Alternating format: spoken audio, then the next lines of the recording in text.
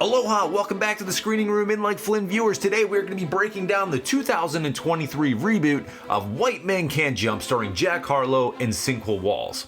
Now, I was intrigued by this reboot. When it was first announced, I was like on the fence, right? Because I am a huge fan of the 1991 Ron Shelton classic. Unfortunately, after seeing the movie, I would have rather seen a sequel to White Men Can't Jump, or give this movie a little bit of a longer runtime and don't call it White Men Can't Jump. Call it something else, and I think you might have actually had a decent new street ball movie starring two characters that actually had great on-screen chemistry. So here's what I liked and here's what I didn't like about this 2023 reboot, right? Let's start with what I liked about the movie. Like I just said, the two main actors in this movie, okay, Jack Harlow and Cinco Walls, they had great on-screen chemistry. More chemistry than I was expecting. Some of the acting in the movie was decent. When the cast was first announced, I wasn't expecting much. I was like, oh, this kind of feels a little bit awkward. But they surprisingly had good on-screen chemistry. They played very well off one another. You know, you're probably going to enjoy some of the basketball scenes and the way they were shot. We do get some Venice Beach basketball court scenes, which are reminiscent back to the first film. And overall, like I said, there's some decent supporting acting in this movie, but that's kind of where what I enjoyed about the movie ends. Let me get to what I didn't like. All right, so this movie unfortunately fell flat. I couldn't buy into the story as much. In the first movie, we literally had Wesley Snipes' character, Sidney Dean, needing money to get his family out of the hood, to get his family out of harm's way. Whereas in this movie, we really just have his wife who wants to open up like her own hair salon, and they're struggling a little bit to pay the bills, and he's just kind of this old high school phenom that went nowhere. And then you've got Billy Hoyle in the original, who was, you know, needing to get money to literally get these like loan sharks off his back.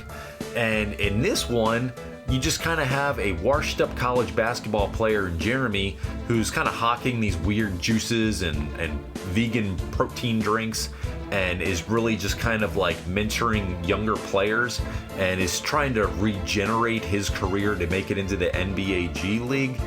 And it just is kind of uninspired, right? You don't care that much about these characters. And I mean, basically the only thing they have in common is this love of money and wanting to hustle and make money to get into this 2-on-2 basketball tournament, which is similar to the first movie, right? And then ultimately there's another basketball tournament worth $500,000 that they want to hustle and get involved with, right?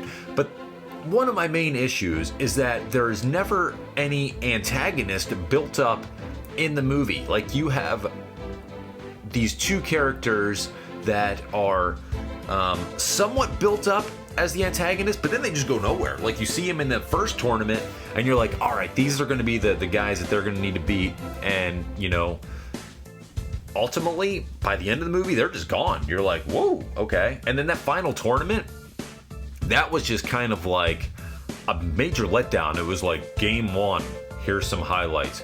Game 2, here's some highlights. Oh, they're in the championship. Cool. Here's some highlights. You have no idea who these guys are that are even playing in the championship. But I can think back to the 1991 movie, and I can be like, oh, they played the King and the Duck Johnson, man. That was awesome. All right, and then they played Flight Time and Willie in that first tournament, the 2-on-2 tournament. But yet, I just watched the other movie yesterday, and I couldn't tell you who those jabronis were that they played in those basketball games.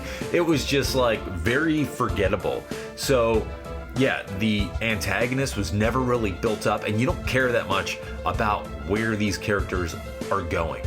And again, the movie fails because it has a very short runtime, and you just kind of go from point A to point B with just kind of like some fluff in the middle. Okay, they play some basketball. Okay, they have a falling out. Okay, now they're friends again. Now they're going to play in this basketball tournament.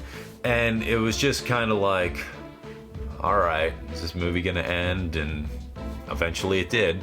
It wasn't a good movie, but it was probably better than I was expecting. So I'll give it that. Seriously, Let me know in the comments what you thought about the 1991 White Men Can't Jump versus this 2023's White Men Can't Jump. Thank you so much for watching. I seriously appreciate it. I hope that you like and subscribe to the channel. And until next time, aloha everybody. Peace.